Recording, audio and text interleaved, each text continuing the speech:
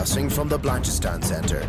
This is Phoenix FM. The internet is a communications tool used the world over where people can come together to bitch about movies and share pornography with one another. According to the Nerd Index, you should be upside down in a junior high toilet around the clock. This is Time goes in, time goes out. Never miscommunication. It's over 9,000! My name is Foxy.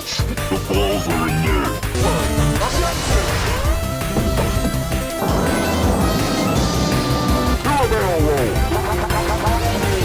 Don't face me, bro! It's a trap! I'm a fire in my labor! Time to Hey, Charlie, wake up! Oh, God, oh, man!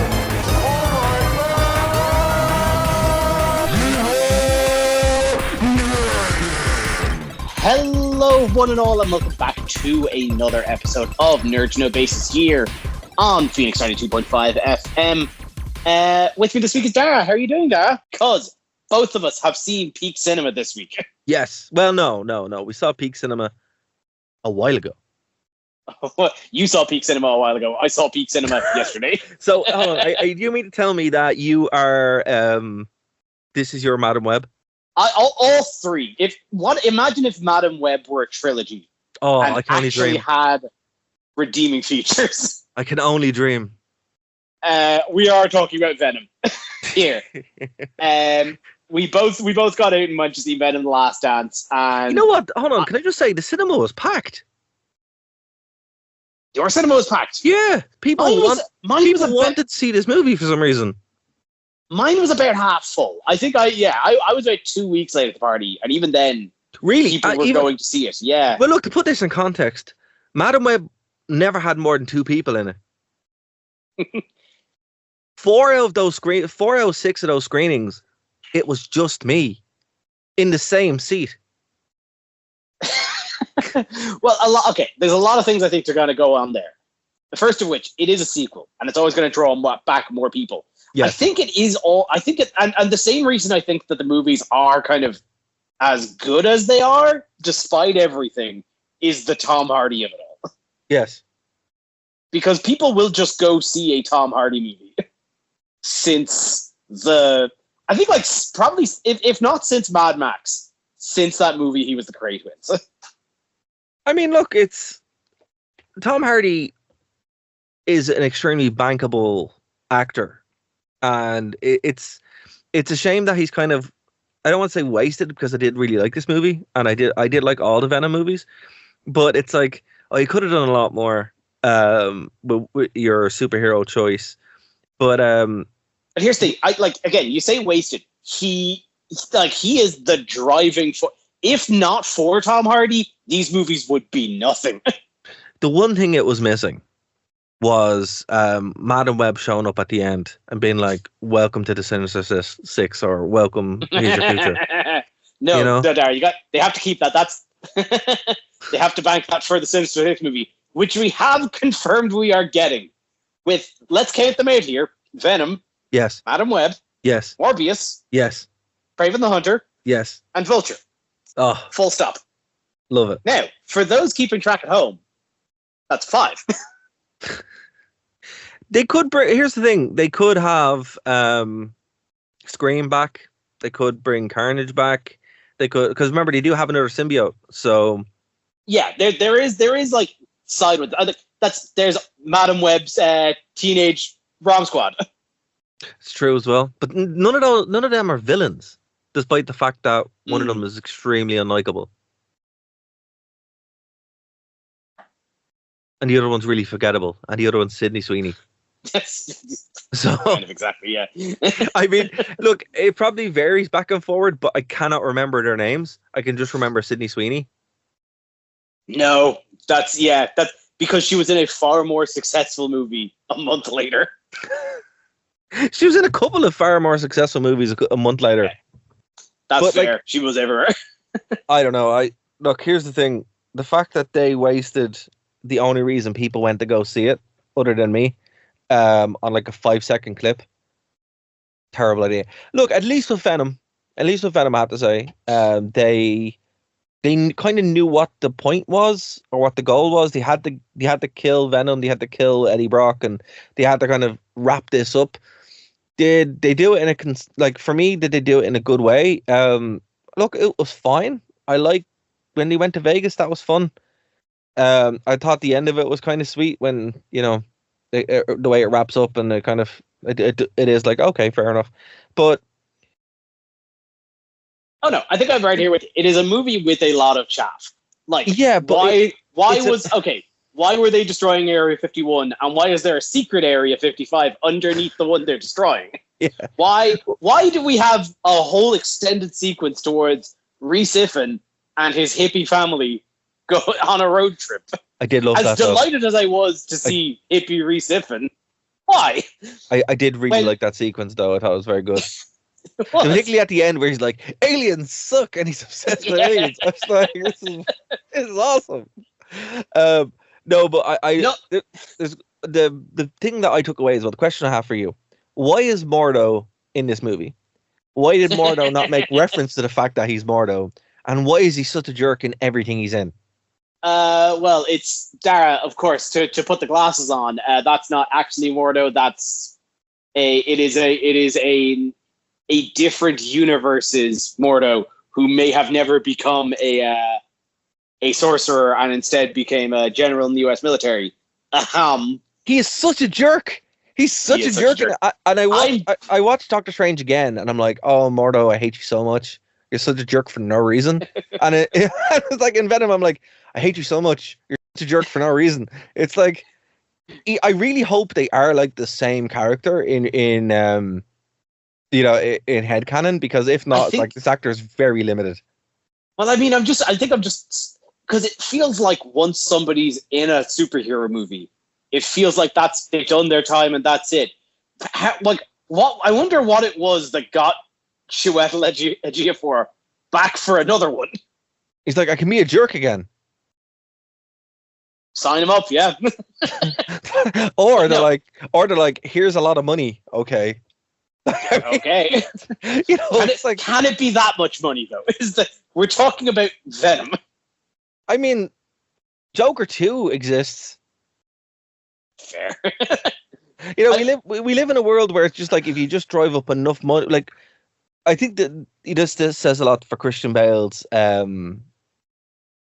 mores, where he's like, they actually did drive up a dump truck full of money, and he's like, no, they come back as Batman. Every other actor that's happened to, they're like, yep, let's do it. And it doesn't matter who it is. But I felt bad for Tom Hardy in this. No, I tell you, okay, one thing that annoyed me about this movie, to be fair, because it's not all rainbows and sunshine, there are one or two problems. And they're not big problems, but they did kind of irk me. So the movie starts off, and he's like, I'm done with this multiverse thing. I'm like, oh, no, okay. So it just seemed like the whole thing was pointless, and that little flourish made it even more pointless. The fact that that the whole trilogy takes place in a year was weird. That didn't really sit well with me, because I'm just kind of like, okay, you look a lot older, Tom Hardy. He also looks really tired. Like he looks really tired the whole time. That's one thing I love. I actually do love about it, though. I'm on the flip side. I love the fact that this is just a year in one very sad man's life, because it's such a bummer. At the start of this movie, he's so dirty, he's so greasy, and I love him so much, because it's just him and his black gooey husband just trying to survive. Why can't he have a shower? He must smell horrific. That's so one thing bad. That's one thing that I noticed as well. I was thinking, he must smell so bad. Awful. Like the stains on the t-shirt are distinctive. Yeah. So there's a bit where he's in Vegas and he punches some guy out and steals his tuxedo after being urinated on. He still must smell horrific. Yeah, he'll smell better, but now he will smell a pee, because he just put socks on a pee foot. Yeah, or he didn't change his socks at all. Or didn't change his socks at all. I don't even think he was wearing socks. No, actually, you know what? No, there was a lot of Tom Hardy's feet in this movie. They kept stealing his shoes. Yeah, they kept stealing the shoes. Yeah, That man could not hold the shoe down. I totally forgot about that until right now. They just kept stealing the guy's shoes. Yeah, dog ate his Crocs at the start. He stole some cowboy boots. Cowboy boots get lost in the air. That man falls off a plane 20 minutes into this movie. Also, the really nice shoes that he had, he also got adopted and they took his shoes. And he's like, my shoes! It's wonderful. It's wonderful. It's such a bad movie. But like not in like, okay, look, it's a bad movie, all joking aside. But it's not really. It's just, as a whole, it kind of saves it. But if this movie was just released, it would have bombed spectacularly, right? But it has a lot of joy to it. It's like the first part of Morbius. It's like, for me, it's like I walked out joyful in the same way with Madam Web. So I don't know. I mean, I was more sad that we're not going to get another one because I wish we did. But then again, if we did, would this be a law of diminishing returns? That's my question. How much can they just how much could they wring out of Tom Hardy just doing silly voices to himself? See, if they had have actually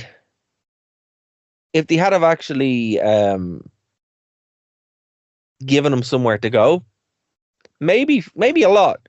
But because they can't now, like they've kind of something else you can really do.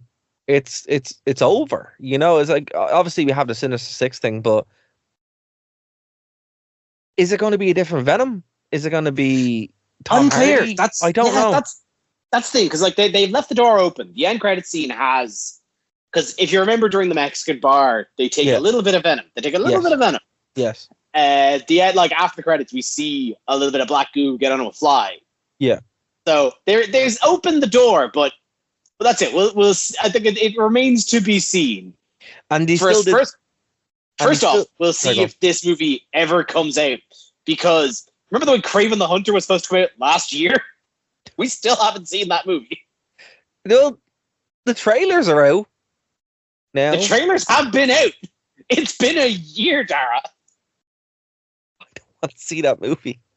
I really don't want to see that movie. You're going to love it. Probably, but I don't want to. I just don't know why it's even happening. Here, you talk about a fall from grace for Sydney Sweeney. Well, they were never really. She kind of fell and then graced. Russell Crowe is a much larger fall from grace. He's just showing up doing trash for no reason. He's like, yeah, I'll be Zeus in a bad movie. Sure. Yeah, I'll be in Universal movies. Sure. I'm still getting my Gladiator checks, my Gladiator royalties. Yeah, I'll be in your awful superhero movie. 2 awful superhero movies. I have to say though, I did love him as Zeus, where he's just like, relax, baby cakes. I thought it was just kills me. It is wonderful. It's wonderful. Boy. And and you know what? True to his name, the bad guy, Null, does nothing. He does. In this movie. He looks up at the camera and he's like, "Grr," and then says no a couple of times. That's a few things. And says, I'll be back. I'll be back. A group of people sat around and made this. They were like, yeah, that's it. We nailed it, guys. We got it. We're gonna release this for money. In fairness, okay, I will say so. The modern landscape of superhero media has not been all doom and gloom, because while the movies are plummeting, like Venom, the heart yearns for good mid, and that's exactly what Venom is. Neither of us have seen Joker, but on the TV end, things are going extremely well. Go on. Because, Sarah, did you watch Agatha All Along? No, I didn't. Why didn't you watch Agatha All Along? I just can't. Now, just can't elaborate. Because it's all the shows have been so bad for so long. Now, okay, here's the thing, Darren. Okay, I'm gonna get right down onto your level. Okay. I completely agree with you. Wait, are you telling me this is good? Yes. Really? Yeah. Here's the thing. Okay. Because don't think I watched more than like 2 episodes of one of the past like 3 Marvel TV shows there's been. I never finished Moon Knight. I never finished Secret Invasion. I did. That was the thing. I set through Secret Invasion. I set through Moon Knight, and their blasphemous use of the British Museum. I set through Miss Marvel. I set through Hawkeye, which actually wasn't too bad, but it was a bit of a slog to get through. Echo, I didn't, and at that point I just tapped out. I was like, no more. What was the other one? She-Hulk. Oh my god, it's just like okay, no, we've our opinions have differed on She-Hulk, and that's the no, but you know what I mean. It's like it's just like it's constant, just like no, please just be good, just be good. Here's the thing. Then let me break this down, because on top of that, I'm right here with you. And also, before you get into it, right? WandaVision, I'm still not over how disappointed I was with WandaVision. I thought WandaVision was a triumph until the last episode, and then it all went to hell. So, so I'm very hesitant with this. So go on, tell me. So here's the thing. Okay, I'm right here with you. Okay, I'm on your level. There hasn't been a good Marvel TV show in about 3 years, and I too, actually, if you go back to the first 2. When me and Kian first talked about this, when that first episode launched, I had no expectations for this to be good. Okay. I had no hope. I thought this was a sequel too long in the making for a show that, I'm with you, ended poorly. For as good as the setup was. So believe me when I tell you, this is probably far and away the best Marvel TV show that has ever been produced. What? Why? That's crazy. I mean, I do believe you. If it was Keen, I'd question it more. But it's a few different. Keen, but Keen likes everything. It's a few different things. For a start, it may feel at the start like it's a sequel to WandaVision, in which there is an aspect of it that is. It is a follow-up to WandaVision. It takes what the end of that show established with Wanda cursing Agatha, and it kind of goes from there. But for the most part, it tells a pretty much entirely enclosed narrative that doesn't hinge on a lot of other MCU knowledge to get, and doesn't try to establish anything further. It sets up building blocks, but it doesn't like Secret Invasion. It doesn't feel like it's setting up a scroll war later down the line. Okay. And so pairing that with probably one of the best ensemble casts Marvel has had in a long time. You see, a lot of the marketing kind of had a lot of the Star Wars acolyte thing about it, and I'm just like, oh no, we've seen this before. No, and on top of that, it is also I'll get into the kind of the specifics, but it's also a TV series that feels like it was designed for TV and not just a movie that got elongated to 8 episodes. Okay? Okay. So let me break this down for you. The whole thing is that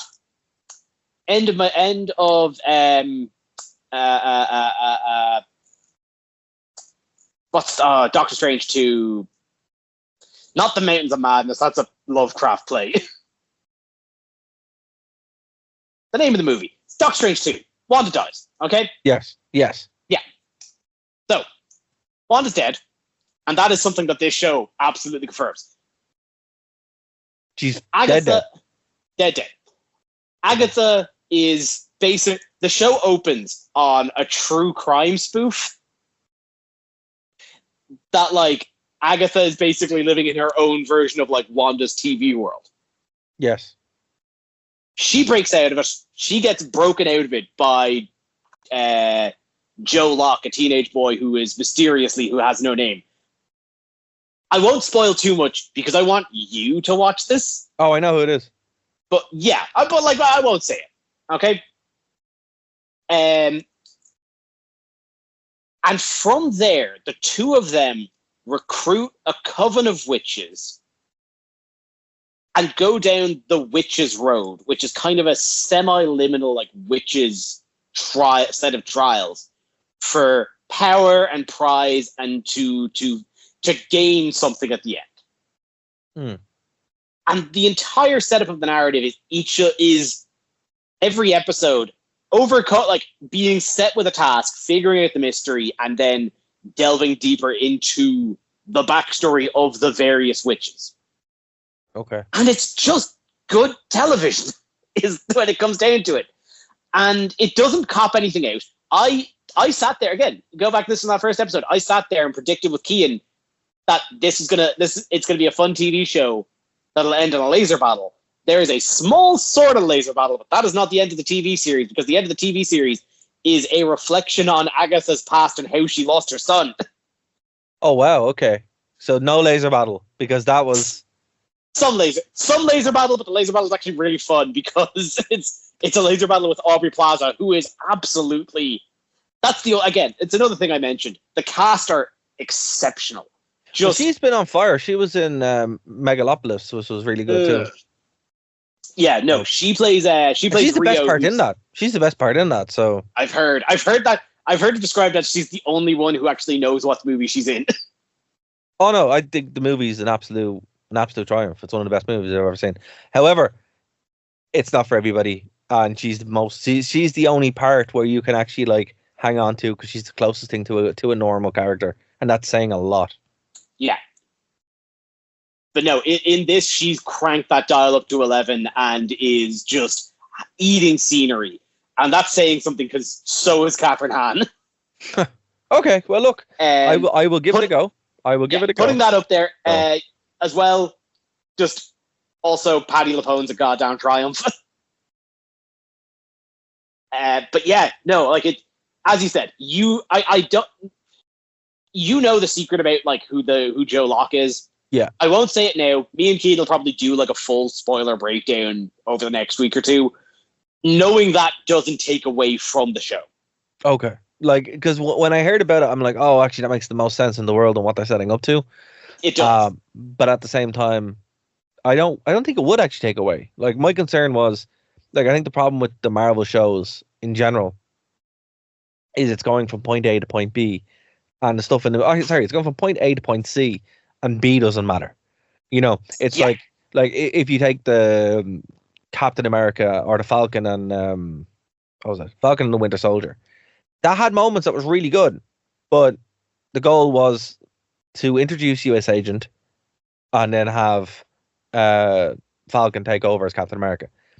All the middle bits didn't matter, and it was just like, oh, okay. Secret Invasion to explain the Skrulls. The middle didn't matter. You know, Wanda, to get Wanda set up as the big bad, that actually did matter, but then they screwed up at the end.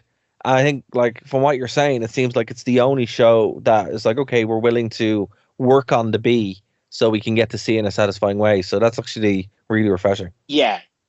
No, you've got it exactly down pat. The B, it's kind of a road trip show.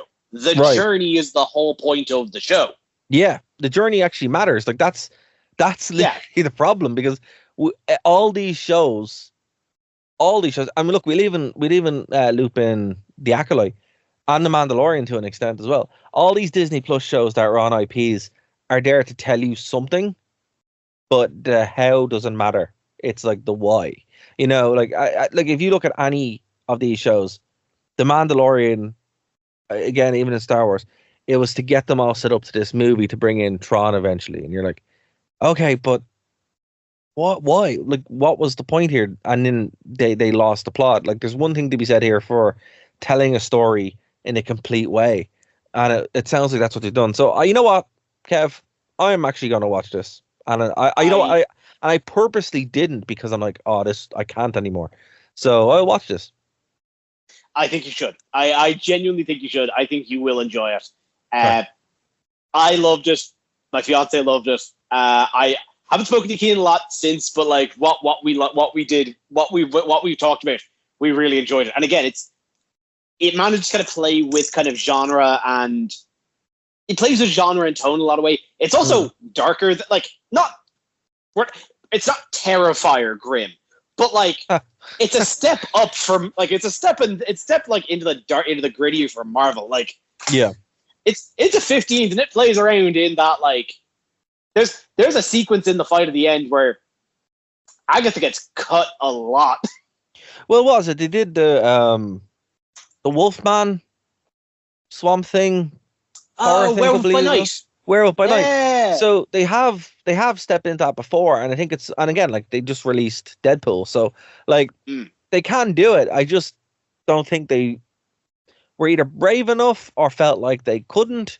And now it seems like, okay, we have to actually start telling good stories again. Because here's the thing, I mean, like Katie was saying many years ago now, she was like, the future of Star Wars and Marvel is more than likely on Disney Plus. And we were like, yeah, that gives them options to tell the story. And instead of them telling the story, they're like, let's just make a bad movie and cut it into 8 parts and it'll be grand. And it wasn't grand. But now it seems like they've learned that lesson. It only took them 4 years. Yeah, well, let's see if they can keep this lesson. I don't even know what, like, if there's another TV show on the horizon.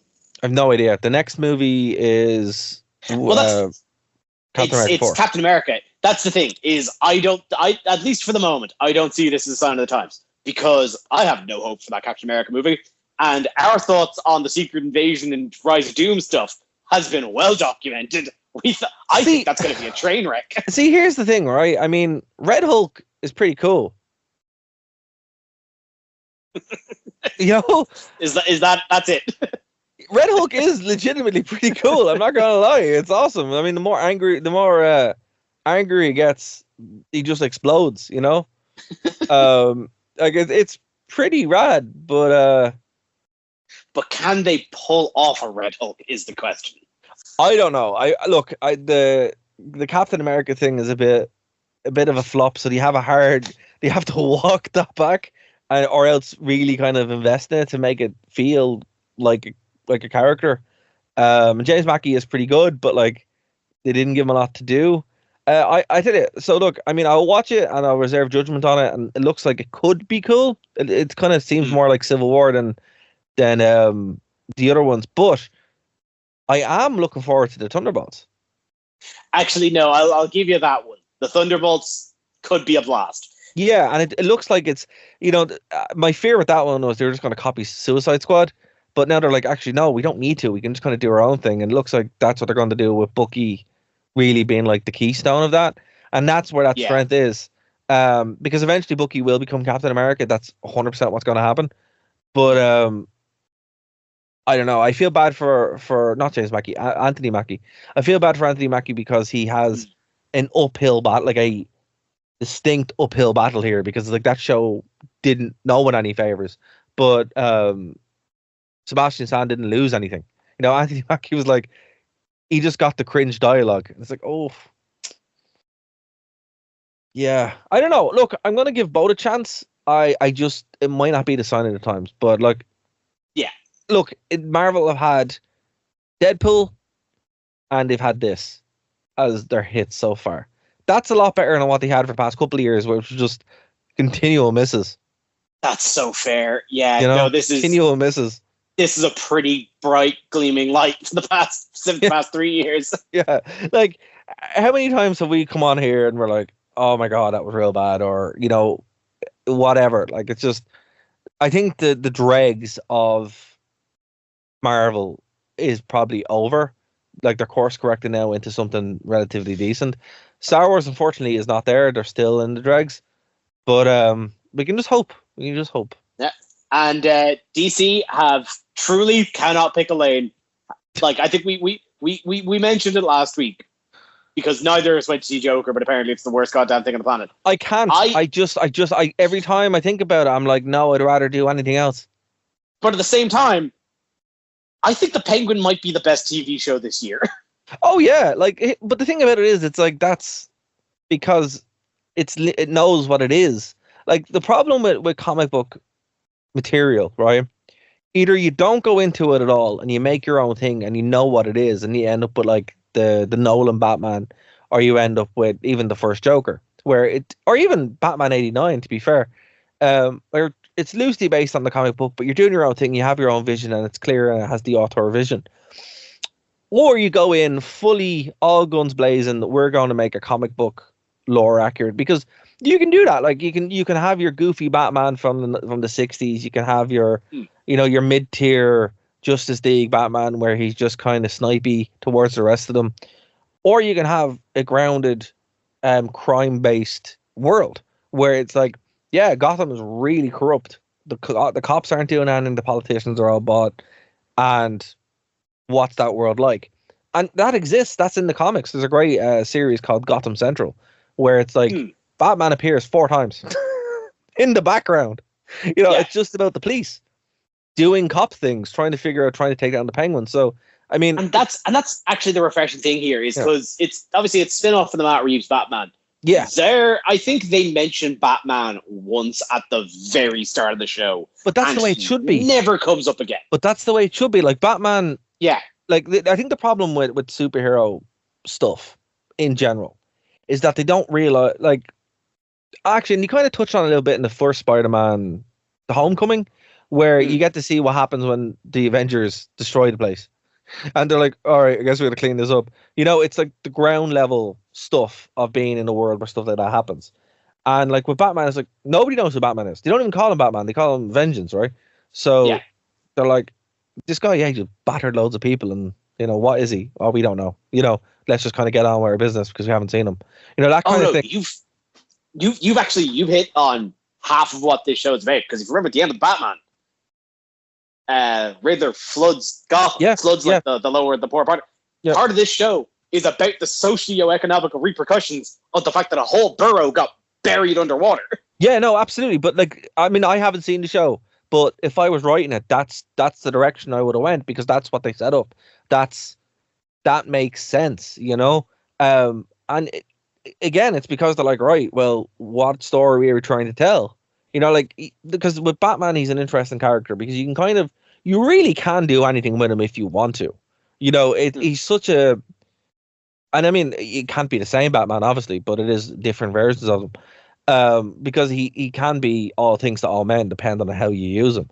But you can also not use him. And when you don't use him, he's a lot more interesting. Because it's just like, okay, he's there. And what's that like for, like, in Arkham Asylum, where they're like, or Arkham City, when they're just, you're standing up above and you're listening to the villains talk or the random criminals talk. And they're terrified because they're like, we have no idea what's going to happen. Where is he? Is he here? We don't know. And that's a thing that you can't really put on screen if Batman is walking around and you see him talking to Alfred all the time and you see him put his eyeliner on. It just takes the vibe away. You know what I mean? But if you have it like the criminal underworld where you're like, right, this is the word they could drop into. It's kind of like with John Wick. The way they talk about John Wick is the way they should be talking about Batman. And I'd imagine that's the way they have him talking about him in the Penguin. Well, that's the thing. They don't talk about the Batman at all. He's not a factor of the show. Yeah, well, he wouldn't be because he's not there. But when he do talk about him, they're probably like, what is this? Yeah, no, he's a weird dude in the plastic mask. No, exactly. This show is essentially The Sopranos. Fantastic. No, it's, and like, because, I mean, of course you have Colin Farrell coming back. Just giving it absolute, if the level of energy he brought to the movie, he has in like every episode of the show. It is absolutely up to 90. But then you pair him up with I have to double check this actress name because the only other thing I know her from is that she was the mother in How I Met Your Mother, which is the most indistinct no. I know who you're talking about. I know who you're talking about. Yeah. Couldn't tell you her name because she showed up in a season of that show and died. And I'm not rewatching that show because it's awful. That is probably the most disappointing show I've ever seen. Kristen Milioti. Which, and that's the thing. She is excellent. She is superb in this show. And like her whole thing is that like she's the daughter. She's Sophia Falcone, Carmine's daughter. No way. Yeah, and it's that she would be like a D tier Batman villain. Yes. In like any other kind of Batman movie, but in this she has power and presence. The whole thing is that like she's just out of Arkham because she was alleged for like hanging about a dozen women. and she goes by the Hangman, and she kind of carries that gravitas behind her. And one of the highest rated episodes of TV this year is basically a 50-minute dissection of what that title means to be the Hangman. Okay. And she's only one of the criminal underbosses, because the other one is Clancy Brown. What a casting choice. This show is incredible. Look, but the thing, look, when Clancy Brown plays when you give stuff like this time to breathe, that's what TV shows should be. I think DC's done that a lot better than Marvel, because like, think about it, right? Well, they flopped pretty much in every movie that came out, and like spectacularly flopped. At the same time, we got Peacemaker and this, and they both sound like they did the exact same thing. I've seen Peacemaker. I haven't seen The Penguin yet. I will watch it, but I only watched Peacemaker for the first time there a couple of months ago. That show's great. It is, but it's the same kind of thing. It's like, it knows what it is. It has a story to tell. It's telling the story, and it's not really too obsessed with what it came out of. Yeah, because you're absolutely right. Because Peacemaker came out of a Suicide Squad movie where they fought a giant starfish. Yeah, and that doesn't really come up because he's, well, aside the fact that he's a psychopath. But you know what I mean? Like, it is just a story about him him with his daddy issues and trying to be a folk hero. Yeah, but that's something you can sink your teeth into. If he spent the whole time going, "Oh, wasn't that starfish that I'd be amazing?" He'd be like, "Yeah, I saw that." No, what else? We were there. We were there. We lived the movie. It's because, again, like, that was the big thing with the Joker film, where it's like they spend so much time talking about the first movie, and everyone's like, "Yeah, I know that was a good movie. This isn't." You know, it's it's so blatantly obvious, but at the same time, seems to completely. And to say, even with the Flash movie, at the end of it, where they're reminding people of better movies. This is like, you don't do that. Tell your story and then leave it alone. Batman 89 is great. This wasn't. It does remind me of when I was watching, just you mentioning reminded me of better movies, reminds me of when I went to see Wonka. And how none of the music in that is in any way memorable, except for when they would sample Pure Imagination from the Gene Wilder one. Oh, and I couldn't help but think, if you're going to try and make a musical, don't remind people of a better musical. But see, I think that's like, again, like, I could be wrong, but I do genuinely think it's in like one of the rules of screenwriting. Don't remind people of a better movie if your movie is bad, because they're just going to be thinking, why am I not watching that movie? 100%. You know?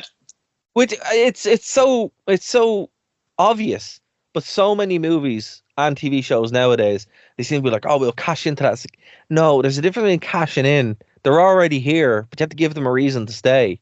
And with Venom, to go back to what we were saying earlier in the show, Venom knew what it was. It was like, okay, we're not going to, when we do callbacks, it's to wrap it all up, to finish it.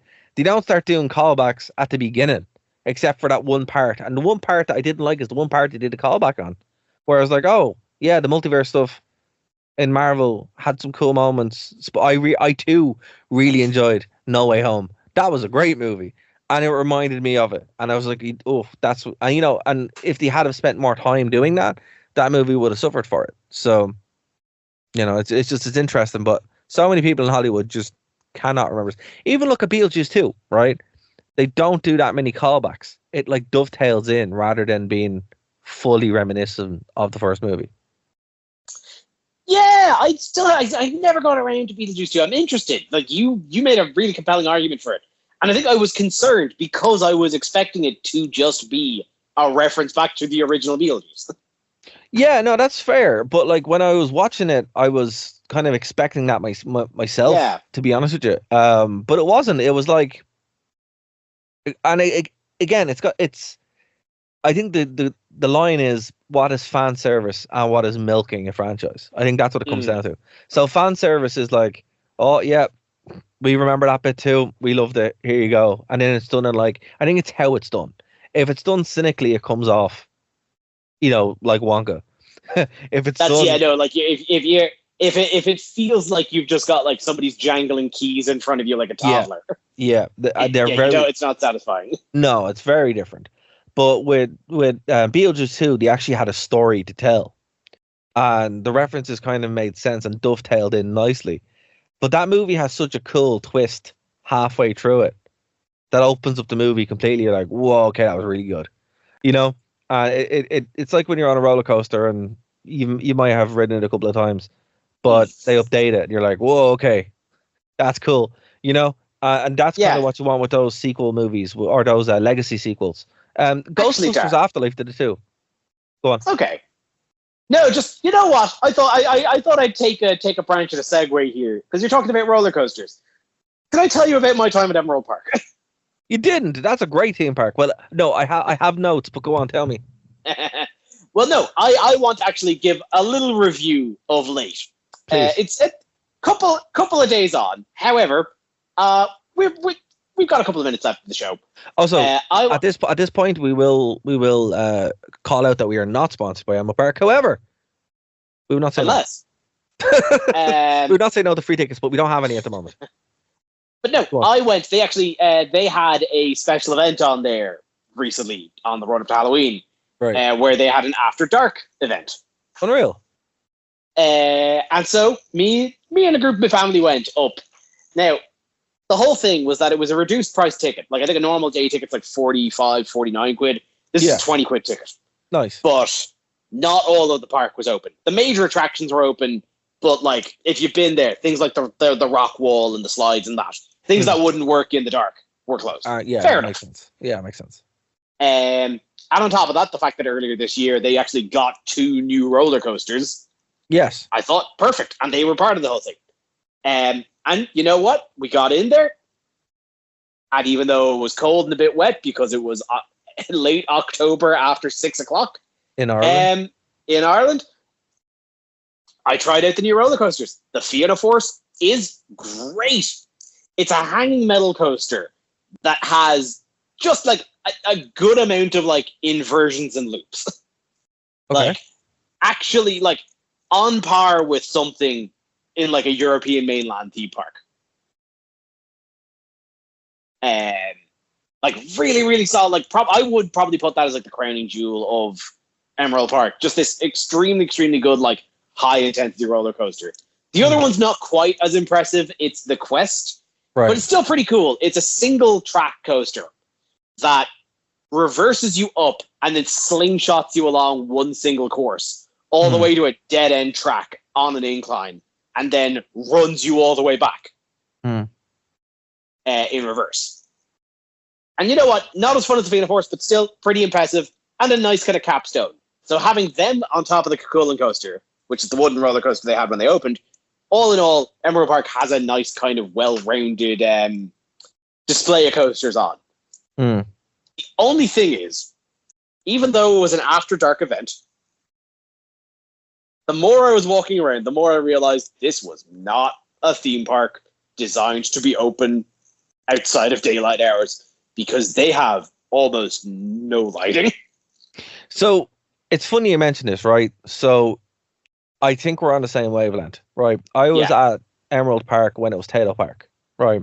Yes. And they didn't have those roller coasters, but they did have the Cucullin and they had the Viking one, right? And the zoo, they had all the zoo stuff, which was pretty cool. My major problem with Taylor Park, and it seems like they still haven't learned a lesson, and Emerald Park now, is that they need a Disney Imagineer. They need someone to go in, like even one, right? Just go in and actually theme the park. Or not even a Disney Imagineer. Hey, Emerald Park, me. I will do this for you. No, but you know what I mean? Like it's just like I play a lot of Theme Park Tycoon. I'm really good at Planet Coaster, all that kind of stuff. They just need someone with a vision. Let me rephrase it, right? Because when you walk in, or again, I'm basing this when it was Taylor Park. They had some cool ideas that were like disparate. So they had the Viking thing, which was cool. They had the Cucullin thing, which was cool. Then it's a random zoo. There was no comprehensive theming. But the bits that they did do, it's like, oh, this could actually be really good. The bit that like it just still I don't understand, and correct me if they have changed it, but the Viking splash thing goes backwards, and it's a backward splash, and that's a really unique ride vehicle. Like the actual ride itself is a very good ride vehicle, but when I was there on it, there was like one of the attendees just standing there on his phone before the big splash, and I'm like, are you joking? Like there was nothing. It was just an empty ride. It's like they bought the ride vehicle and didn't theme it, and it's like there is literally no point here. This is a complete waste of time. Yeah, the funny thing is, I can't tell you a thing because I've only been in this park twice, and both times I was there, that log flume was closed. Okay, because it was closed in the After Dark one, which fair enough. You don't want a wet ride at 6 o'clock on a 5-degree night. But the first time I went, it was during one of the heat waves about 4 or 5 years ago, right? And there was a water spout cut, so they had to stop the log flume because of the tap cut. But the thing about it is, it's like even throughout the park, like in that one specifically, the queue was actually themed really well, where you had it all like you were going through a Viking hut and a Viking village. Yeah. Like awesome. Then you get on the ride, there's nothing. It's like, okay. So what needs to happen with that park in general, right? Again, Kev, if it's you, go for it. They can reach us out here. We're not hard to find on there to know media. I'm extremely affordable. Extremely affordable. But like just having an actual vision of what this park is. Because again, like even in Disneyland, right? Disney World with the Avatar thing. The Avatar land isn't great. Like it really isn't. But damn, that thing is themed so well that you feel like you're there. Now I'm not calling for that level of theming, but like something. There's just I will say I think disparate stuff doesn't make sense. I think since the rebrand and the opening, because since the rebrand, it's not beholden to the Tato logo, which I think is a shame. I think Tato Man was the perfect. I think Mr. They used to give you free bags of Tato on the way in and out. It was awesome. Yeah. But I think since they've kind of come away from that and it's now Ember Park, they at least seem to be leaning towards a more generally Irish mythological kind of theme. I think that's the strongest way to go. That's what I would have done. That's the strongest way to go. Yeah. I mean, the biggest picture you saw it was the Cuchulainn, and they had the big kind of the big fake rock thing of him sitting on the throne. Next, that's the Viking, slightly disparate, but like slightly like kind of old Celtic. Yeah. And now back behind that, the new extension with the new coasters, that whole section of the park is just called Tír na Nog. But see, the thing about it is, it seems like that's what they're doing, but the answer isn't putting in rides. Like I'm sure that's obviously making money, and that's the main thing there. But if they want to keep you there, it has to be able to vibe. You know, like I don't know if you've been to I don't know if you've been to Elfdeling in the Netherlands. That thing is awesome. That's a wild place. It's really cool. And tickets are relatively expensive. Relatively cheap. They're not expensive compared to like Euro Disney or something like that. But I'd say that's even nearly better than Disney. But the one thing that Disney has over that park is its theming. You don't need. And again, Elfdeling has 5 roller coasters beside each other. It's a full on thrill coaster.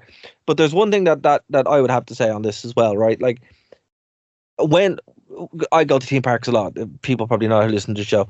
But when you're in a Disney park, and compared to when you're in a Universal park or anywhere else I've been, the difference between being in a Disney park and anywhere else is it's the experience. It's the actual feeling of these people don't just work in a theme park. You're transported off to Avatar Land or Star Wars or whatever, and that I think that's the strongest heart card that they should play, because like think about it, Ireland rains all the time. If you're relying on these coasters or the log flume, which can be cut off, people are gonna leave. But if you're selling them an experience that they can only get there, that's a lot cheaper, and all it requires is having a couple of experiences that are there, having some really good theming, and actually going for it. Because I mean, look, it sounds like they're doing the right thing and they're going in the right direction, Kev, from what you said there with the whole Tír na Nog thing. That's it. But- It's light. I think they're getting there. I would hope that they would lean in more. You have to. Because I'm not. It's the only way. I'm not expecting Disney because that's Disney. That's a whole other thing. We don't have the 70 years to build on that like they did. No, but at the same time, if you go to any theme park on the mainland that isn't Disney, they're a very high standard. Yeah. So no, I think like even if we can get to 50% of the way of like Disney's theming, I think we'll be in a better place. I think like, but there is a lot I think they could do. Again, better lighting, just kind of in general. Because I think one that jumped out at me is like the centerpiece is the Cuchulainn coaster, and at night you look at it and even though it is open, even though it is an 80-minute queue to get onto that roller coaster, you will look at that roller coaster and think that's closed because it's completely pitch black. Have you ever been to Busch Gardens? Yes. So that's what I would think we aim for. Busch Gardens is, again, like it's mainly because I think the way they're going roller coaster heavy, right? Which is fine. I mean, that's a really good way to compete because Disneyland doesn't have loads of roller coasters. It's not about that. Yeah. But when you go to Busch Gardens, and I'm talking about the one that I've been to, which is in Tampa, they have different lands. They have like Congo, Edge of Africa, Egypt, Nairobi. They're all kind of based around the African Morocco area, right? And that is actually not a bad roadmap to go from because you have your like Tirnanog is your section, right? Make that clearly Tirnanog. Have Oisin and Neve walk around. Egypt again, that's something completely different than the Serengeti. Have that be your Viking place, and each one of those places have a big ride, but the ride brings you in, but the teaming keeps you there. Like I still remember walking in and seeing like in Busch Gardens and seeing the Egypt temple. And that was the cool. And you know what? I don't remember the roller coaster, the Montu. I remember it being pretty cool. But what I do remember more than anything else, man, was that big ass temple. And I haven't been there since I was like 12, and I still remember the Egyptian temple. So it's the teaming that keeps people coming back and back and back. 100%. And I think like you're kind of onto something with the Busch Gardens comparison because that's another park that's part theme park, part zoo. Yes, that's exactly why I'm saying it's the most it's the most one-to-one that we could actually use as a guide. Yeah, no, I'm right there with you. I was excited when they first announced Tato Park way back when because I love theme parks, and the idea of not having to even travel to the UK for one delights me. And now that it's 40 minutes up the road from my house, I want it to be better than it is. Yes, me too. And this is my honest plea to you to be better. No, genuinely, that was my takeaway too. And again, I went to it like 2 or 3 years ago now, and my takeaway was the ride vehicles there. The location is pretty good. It is what it is with the weather, but my God, please just be better. And how you get there, it's funny because like they're spending on the big things that cost money, and it's the little things. That's what they're missing. It's just the teaming. Just team it. Yeah. I think like that's all you have to do. It seems like they're doing it by increments. Like, they have to make the money to make the improvements. Yes, I think so that's they're picking the things to make the money to make the improvements. And I think having the implementation of these two like highlight coasters, I think are going to draw that. Yeah. Which I'd like again. I think that this is my kind of like my generous recommendation. If you are a fan of roller coasters and you haven't been, the Fianna Force is well worth the price of admission. Yeah, and the rest of the park is a lot of fun. But here's the thing: if you like zoos, go anyway because it's a pretty good zoo. But if you also want to have some pretty cool experiences on the roller coaster, and the coasters are good, the ride vehicles are great. It's just again, nothing breaks your immersion like a random teenager checking his phone when you're just about to be dropped on it. You're like, come on, what is this? What is this? Well, what this is, Dara, this is unfortunately the end of our show.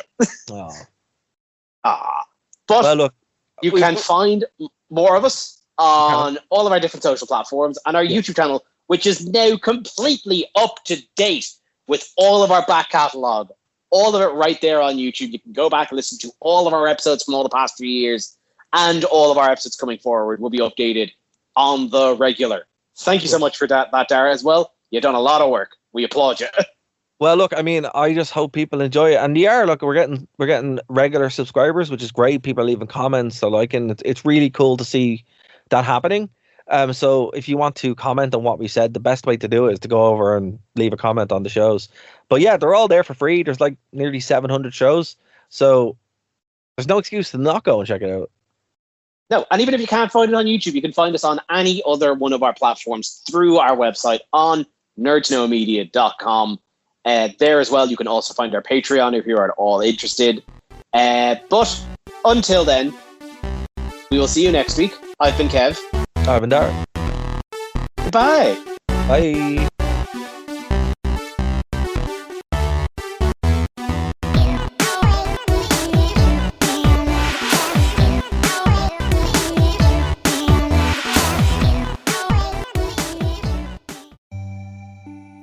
Alright, so you're listening to the podcast, you're like, hey, I'm not in Ireland, how do I get in touch? Well, TuneIn has you covered. That's how you can check us out live when we're on the radio. You go to TuneIn and download the app, or you can check out the live streams on nerdtoknowmedia.com or Phoenix 92.5 FM. If you want to get in contact with us, it's very easy. Nerd to Know Media everywhere. Nerd to Know Media on Twitter, Nerd to Know Media Instagram, Nerd to Know Media on Twitch, Nerd to Know Media at gmail.com if you want to reach out via email. Hope to hear from you soon. Check out the Wrestling Rewind here on Phoenix 92.5 FM every Tuesday at 8 p.m. to 9 p.m. And of course over on nerdtoknowmedia.com, the only wrestling podcast by wrestling fans who don't hate wrestling. We'll see you then. Thank you for listening to a Nerd to Know Media production.